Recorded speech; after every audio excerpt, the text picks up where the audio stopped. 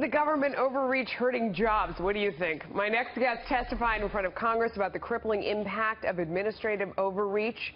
He is Jamie Richardson, White Castle Vice President. Thank you so much for joining us, sir. You are also the chairman of the Ohio Restaurant Association, representing 20,000 restaurants in the state of Ohio. I know you go and talk to Congress and talk to them about what is really going on in the real world while they sit up there and, legislate.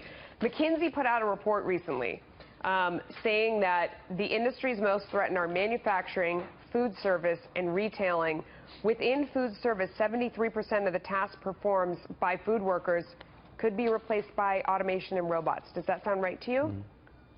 You know, Melissa, that sounds exactly like what's happening. The pace of change is accelerating with technology. We came across a really troubling number at White Castle, 81,611. That's how many new pages of rules and regulations the federal government issued last year. And so many of those impact employers in terms of how we relate to our team members. When they raise our costs, they make it harder to hire new people, and it does accelerate that pace of change to look at technology as an alternative.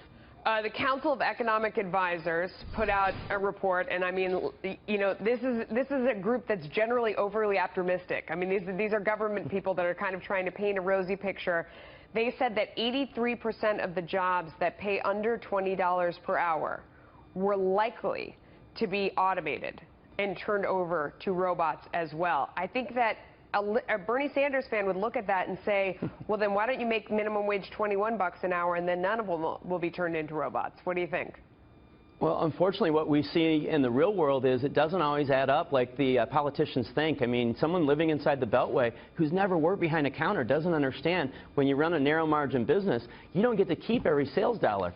You get to hold on to what you can, and for most of us, that's a penny or two of every dollar. So I think you're absolutely right. It does put tremendous pressure, and so many of these things are not happening through Congress. They're happening through bad regulations. Yeah. The new overtime rule is a prime example. Just to run through some of the numbers real quick before we go, because people don't understand. You look at something like White Castle, that is a franchise, so it's not like you're the CEO at the top making all this money off everyone. You're selling a franchise. These are small business owners, and you are saying that of every dollar they make, it's only 1 or 2 cents that's the profit?